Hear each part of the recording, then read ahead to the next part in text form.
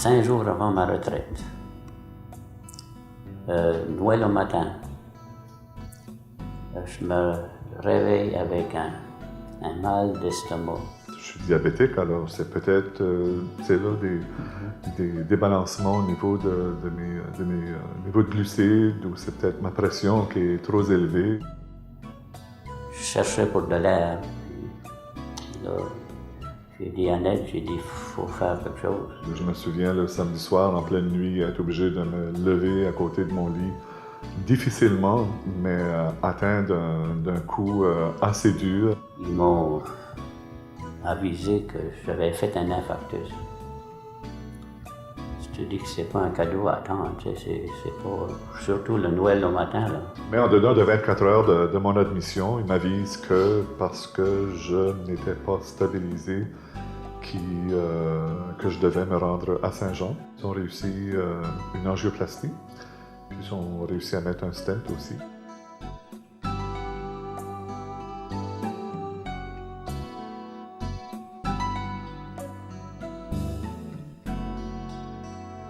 Suite à votre événement cardiaque, vous et votre famille aurez probablement beaucoup de questions.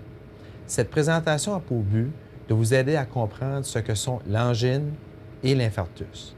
En plus, nous allons vous apprendre à modifier vos habitudes de vie pour éviter d'avoir un autre événement cardiaque. Le cœur pompe le sang à tous les organes afin de les oxygéner. Le cœur lui-même est nourri par 3 artères qu'on appelle coronaires afin de recevoir l'oxygène qu'il a besoin. L'angine est ce malaise que l'on ressent habituellement à la poitrine lorsque le cœur manque de sang et d'oxygène. En général, l'angine est ressentie au niveau de la région thoracique, plutôt centrale, peut-être une pression, un écrasement, un brûlement ou parfois juste un vague malaise très léger. L'angine qui est habituellement à la région thoracique peut aussi aller dans les bras, les épaules, le cou, la mâchoire ou les dents. En général, lorsqu'on parle d'angine stable, les symptômes surviennent à l'effort, soit physique ou psychologique, et sont soulagés par le repos. L'angine ne cause aucun dommage au cœur. Le traitement habituel de l'angine consiste en contrôler les facteurs de risque dits modifiables. C'est en contrôlant ces facteurs de risque que l'on peut diminuer les chances d'avoir un nouvel événement cardiaque. En plus, pour traiter les symptômes d'angine, c'est-à-dire les douleurs thoraciques, on a souvent recours à des médicaments qui ralentissent la fréquence du cœur et qui contrôlent la tension artérielle. Ceci permet de diminuer le travail cardiaque et ainsi diminuer l'angine. Lorsque les médicaments sont insuffisants, on peut procéder à une procédure qui s'appelle l'angioplastie ou plus communément appelée la balloune. Lors de l'angioplastie, le médecin passe un ballon dégonflé au niveau de la plaque de gras et par la suite, en le gonflant, écrase la plaque de gras au niveau de la paroi de l'artère, ce qui permet au sang de circuler librement. De plus, dans la grande majorité des cas, l'on va installer un tuteur intracoronarien, c'est-à-dire un petit tube métallique qui permet de garder l'artère ouverte plus longtemps. Ceci est communément appelé un stent. Parfois, les médicaments ou même l'angioplastie sont insuffisants pour contrôler l'angine. Le médecin peut alors procéder à des pontages aortocoronariens ou pontages cardiaques où on fait un pont entre l'aorte, qui est l'artère principale du corps, et l'artère qui est occluse. On va se servir d'une artère qui vient de la paroi thoracique ou encore d'une veine qui vient de la jambe pour créer ce pont entre le vaisseau principal et l'artère et ainsi soulager les symptômes d'angine en amenant du sang et de l'oxygène en quantité suffisante. Vous allez entendre parler d'un syndrome coronarien aigu. Ce syndrome coronarien aigu comprend l'infarctus et l'angine instable. L'angine instable est en fait de l'angine, mais qui survient de façon tout à fait imprévisible, avec des douleurs plus fréquentes, plus longues, plus intenses et parfois même au repos ou dans le sommeil. L'angine instable peut être un précurseur d'infarctus et mérite une consultation immédiate. Vous devrez consulter votre médecin lorsqu'il y a une augmentation dans la fréquence des malaises ou une augmentation dans la durée des malaises ou un changement de la façon dont ils sont ressentis. Il faut consulter immédiatement un professionnel de la santé lorsque le malaise arrive au repos ou s'il vous réveille la nuit. On soulage habituellement les malaises associés avec l'angine avec de la nitroglycérine, La nitroglycérine dilate les vaisseaux sanguins et augmente l'oxygène au cœur. Si vous avez un malaise, vous devez arrêter toute activité. Assoyez-vous ou couchez-vous si le repos n'a pas aidé à soulager le malaise. Prenez un comprimé ou un jet d'aérosol de nitroglycérine, notez l'heure. Après 5 minutes, si le malaise est encore présent, reprenez une deuxième nitroglycérine. Après un autre 5 minutes, si le malaise persiste encore, prenez une troisième dose de nitro. Si le malaise est encore présent après la prise des 3 doses de nitroglycérine, faites-vous conduire immédiatement à l'hôpital car il pourrait s'agir d'un infarctus du myocarde. Il est préférable d'appeler 911 car les ambulanciers peuvent vous donner de l'oxygène pendant le transport vers l'hôpital, ce qui aidera à mieux oxygéner votre cœur et à diminuer votre malaise. L'infarctus du myocarde ou attaque de cœur, crise de cœur ou parfois crise cardiaque est causé par une obstruction d'une des artères qui donne la circulation au cœur ou les artères coronaires. En général, l'obstruction est causée par un caillot qui se rajoute sur la plaque de cholestérol et qui dure de façon prolongée. Les douleurs d'un infarctus sont essentiellement les mêmes que celles de l'angine, sauf qu'ils sont plus intenses et plus prolongées. Souvent, d'autres symptômes sont associés comme les nausées, vomissements, les sueurs froides, l'essoufflement ou même juste une sensation d'anxiété généralisée. Plusieurs traitements s'offrent pour le traitement de l'infarctus, mais ces traitements sont certainement plus efficaces le plus tôt qu'ils sont administrés. Pour cette raison, quand les symptômes persistent, il est très important de consulter le plus rapidement un professionnel de la santé. Plusieurs médicaments sont donnés pour traiter la maladie coronarienne. La première classe est des médicaments qui diminuent la formation des caillots, tels que l'aspirine ou le clopidogrel. Par la suite, on va souvent prescrire des médicaments qui s'appellent les statines, qui sont des médicaments pour diminuer le cholestérol sanguin et diminuer la présence de cholestérol au niveau même de la paroi des artères. La troisième classe de médicaments est une classe de médicaments qui s'appelle les inhibiteurs de l'enzyme de conversion de l'angiotensine, qui ont pour but de diminuer les récidives, encore une fois, d'infarctus ou de syndrome coronarien aigu. En général, ces médicaments sont donnés pour prévenir la récidive d'infarctus ou d'angine instable et aussi pour diminuer les événements tels que la mort subite et les autres complications cardiaques. Ces médicaments vont en général vous faire sentir mieux et vous permettre d'avoir une meilleure qualité de vie. Pour être pleinement efficaces, ces médicaments devraient être pris à long terme. Alors, si j'ai bien compris, Luc, il y a 2 facteurs qui sont importants à retenir. C'est que j'ai besoin de prendre mes médicaments tels que la prescription le demande. Et deuxièmement, de rapporter à mon médecin n'importe quel symptôme indésirable que je ressens ou qui persiste, et de le faire le plus tôt possible. Tout à fait. C'est important de jamais arrêter de prendre ces médicaments. Si jamais vous pensez que vos médicaments vous causent un problème, il faut en parler avec son médecin avant d'arrêter de les prendre. Puis à ce moment-là, lui, il pourra évaluer là, si c'est le médicament qui cause le problème, puis qu'est-ce qu'on fait à propos de ça. Autre chose qui serait très important, qui est très important de se rappeler avec les médicaments, c'est qu'il y a plusieurs produits que vous pouvez acheter soit en pharmacie, soit dans des magasins de produits naturels. Donc, soit des médicaments de vente libre ou des produits naturels qui ne se mélangent pas bien avec vos médicaments. Autre point qui est important, ce serait d'aller chercher vos médicaments toujours à la même pharmacie. De cette façon-là, votre dossier de médicaments va être complet et le pharmacien est capable de bien analyser votre dossier quand vous amenez une nouvelle prescription. Si jamais il y avait un problème avec une interaction de vos médicaments, à ce moment-là, le pharmacien peut vérifier avec votre médecin s'il y a un problème. Puis, dernière chose, ce serait le jus de pamplemousse. Donc, ce produit-là peut causer des problèmes avec certains médicaments en cardiologie. Si vous aimez le jus de pamplemousse, donc, parlez-en avec votre pharmacien ou votre médecin, puis il va vous dire quoi faire avec le jus de pamplemousse dans votre cas. Merci beaucoup. Les facteurs de risque sont des conditions ou des activités qui prédisposent aux maladies cardiovasculaires. Plus vous en avez, plus vos risques de développer une maladie coronarienne sont grands. Le risque de maladie cardiaque augmente avec l'âge. Les hommes sont plus vulnérables aux maladies de cœur que les femmes. Par contre, après la ménopause, le risque s'égalise entre l'homme et la femme. Les personnes d'origine sud-asiatique, autochtones inuits ou de race noire ont un taux plus élevé de maladies cardiaques. Aussi, si quelqu'un de votre famille immédiate a eu un événement cardiaque, votre risque sera plus élevé. Ceci avant l'âge de 55 ans chez l'homme et avant l'âge de 65 ans chez la femme. Le deuxième type est le facteur de risque modifiable. Ceux-ci comprennent le tabagisme, l'hypertension artérielle, dyslipidémie, le diabète et le mode de vie. La cigarette est un facteur de risque très important à reconnaître. Le tabac endommage les parois des artères et augmente l'accumulation de dépôts de gras sur celles-ci. En cessant de fumer après 1 an, le risque de crise cardiaque est réduit de moitié. Il existe différentes méthodes pour vous aider à cesser de fumer. Informez-vous auprès d'un professionnel de la santé pour obtenir de l'aide. L'hypertension crée une grande pression dans les vaisseaux sanguins et force le cœur à travailler plus fort. En réduisant votre tension artérielle, vous protégerez et diminuerez le travail de votre cœur. Un niveau de cholestérol et triglycérides élevé peut aussi augmenter vos risques de maladies cardiaques.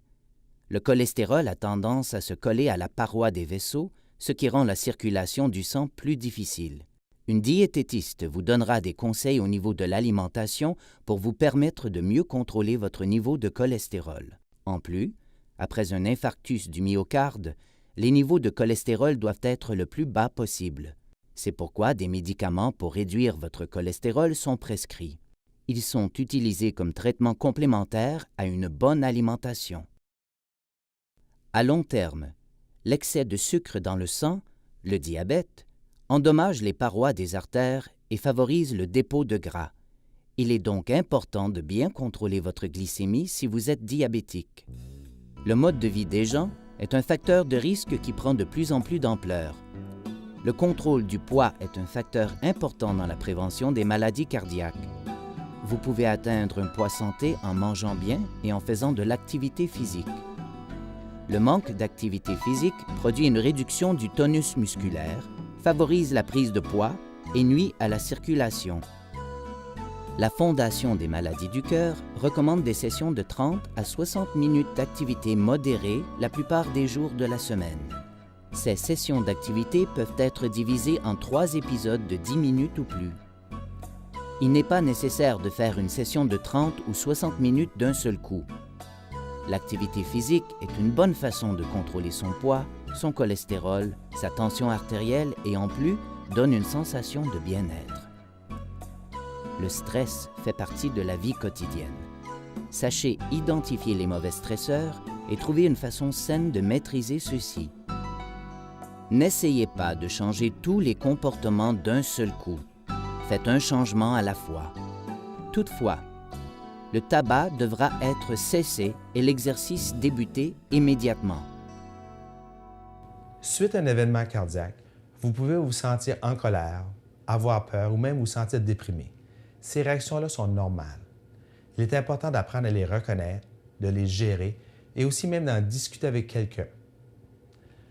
Vous et votre partenaire avez probablement beaucoup d'inquiétudes face à la reprise de vos activités sexuelles. En général, toutefois, on recommande de reprendre progressivement les activités sexuelles lorsqu'on est capable de monter 2 paliers d'escalier ou environ 28 marches sans avoir de malaise. Demandez à votre cardiologue ce qu'il en pense pour vous. Comme toute autre activité physique, la reprise des relations sexuelles doit se faire graduellement. En général, on recommande d'entendre 1 heure, 2 heures ou même parfois 3 heures après un gros repas, d'éviter de prendre trop d'alcool et surtout de choisir un moment où vous êtes reposé et bien détendu. Il est démontré que l'athérosclérose est un processus qui peut commencer à un très jeune âge chez certaines personnes. C'est pourquoi il est important d'avoir de bonnes habitudes alimentaires dès la petite enfance. Nous autres, on a toujours bien mangé, là, mais depuis que Paul a fait son infarctus, on a doublé d'importance à la nourriture. Comme le matin pour le déjeuner, Paul il va vous dire ce qu'il mange. Là. Mais dans le moment, tous les matins, on mange des fruits. Une bol qui est assez grande, là, avec 3 ou 4 sortes de fruits. Puis en plus, un banane avec du blé entier. Puis on essaie de suivre un peu le guide alimentaire, là, comme le matin, Le déjeuner de Paul, ben, puis moi aussi, là, on remplit comme trois parties du guide alimentaire.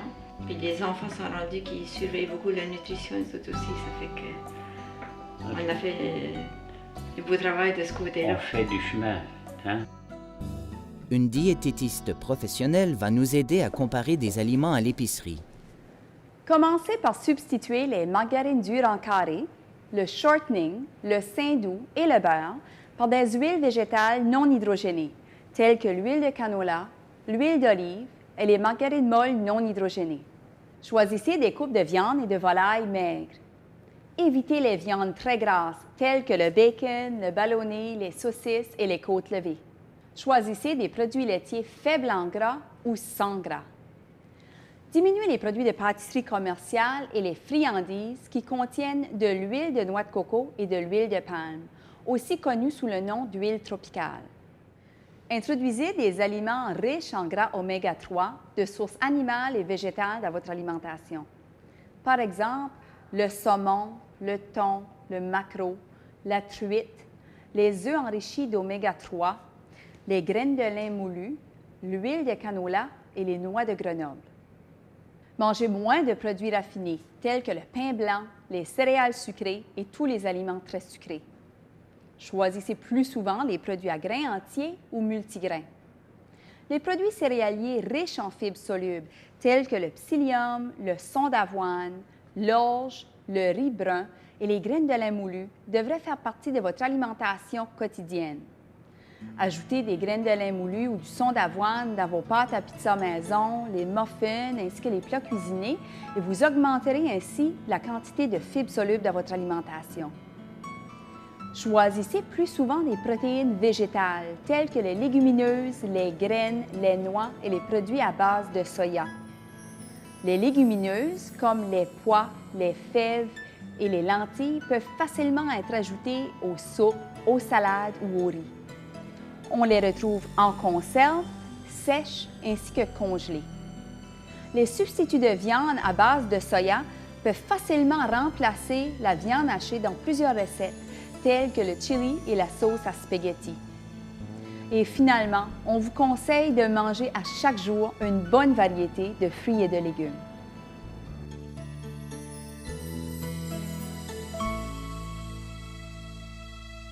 Durant les premières semaines après votre retour à la maison, allez-y tranquillement. Augmentez vos efforts graduellement à partir de la 2e semaine pour atteindre un rythme d'activité plus intense et régulier à partir de la 4e semaine. Ne tardez pas, débutez maintenant. Alors, l'exercice est très important. Ça m'a permis d'acquérir un sentiment de bien-être et aussi une qualité de vie, autant sur le plan physique que le plan moral. C'est certain, quand on commence un programme d'exercice comme ça, il faut le faire de façon graduelle. Au début, il ne faut pas y aller trop rapidement. En somme, on doit suivre le programme qui nous est proposé. Et il n'y a pas de doute aussi qu'une chose qui est importante, c'est de bien équilibrer pas seulement les périodes d'activité physique, mais aussi les périodes de repos. C'est très important. Si, à l'occasion de vos activités, vous ressentez des symptômes tels qu'essoufflement, palpitations, étourdissement, douleurs angineuses, nausées et vomissements ou de la transpiration abondante, arrêtez-vous. Vous pouvez reprendre votre activité quand les symptômes ont disparu, mais débutez à un rythme moins rapide. Si les symptômes deviennent plus fréquents au repos ou à l'effort, consultez votre médecin. Il est très important de faire de l'exercice régulièrement pour permettre une guérison rapide et pour la santé future de votre cœur. Joignez-vous à un club de marche de votre région ou au programme de réadaptation cardiaque Cœur en santé. Un programme de réadaptation cardiaque vous aidera à améliorer votre condition physique, améliorer votre qualité de vie, diminuer vos risques de récidive, obtenir un programme d'exercice personnalisé, efficace, sécuritaire et adapté selon votre santé, votre âge et votre capacité physique, et enfin, vous permettra de vous préparer pour votre retour au travail. Lorsque je marche ou que je fais de l'activité physique, il faut que je m'assure de porter des souliers et des vêtements confortables, d'attendre 1 heure après les repas avant d'entreprendre l'activité. de faire des exercices d'assouplissement avant ma marche et réduire ma vitesse à la fin pour bien récupérer, d'être capable de parler en marchant. Si je ne peux pas le faire ou que j'ai de la difficulté à respirer, je marche trop vite. Je dois ralentir. Aussi, il ne faut pas que je soulève et porte des objets lourds, surtout les 6 premières semaines. Je dois utiliser un chariot ou glisser les objets lorsque possible. Lors de l'infarctus du myocarde, le retour au travail dépend de votre type d'emploi ainsi que l'étendue de l'infarctus. Demandez à votre médecin quel serait le temps le plus approprié pour vous de retourner au travail. La reprise de la conduite d'automobile suite à un événement cardiaque dépend de votre condition cardiaque et du type de véhicule que vous conduisez. Elle peut varier de 7 jours à 3 mois. Votre cardiologue vous indiquera lorsque vous pourrez conduire votre automobile à nouveau. Cette présentation comprend beaucoup d'informations, mais essentiellement, il va être important de cesser de fumer, faire de l'exercice régulièrement, manger sainement, prendre les médicaments sur une base régulière et finalement suivre les conseils de tous les professionnels de la santé qui vous ont parlé aujourd'hui. Si vous voulez plus d'informations, vous pouvez contacter votre médecin, votre pharmacien, une diététiste, une infirmière, le programme de réadaptation cardiaque Cœur en santé, le programme Cœur à cœur de la Fondation des maladies du cœur du Nouveau-Brunswick. Mais il faut quand même être positif dans tout ça. Ben moi, j'ai énormément appris en participant dans le programme Cœur en santé. C'est qu'il y a aussi des spécialistes sur place, ça fait que c'est des questions. C'est très sécurisant. Moi, Mais il y a aussi une vie sociale qui se forme dans cette équipe-là, où les membres du Cœur en santé, qui donne qu'on soit un petit peu relax. Moi, je pense jamais à ma maladie. Même à l'extérieur du CEF, je pense jamais à ma maladie.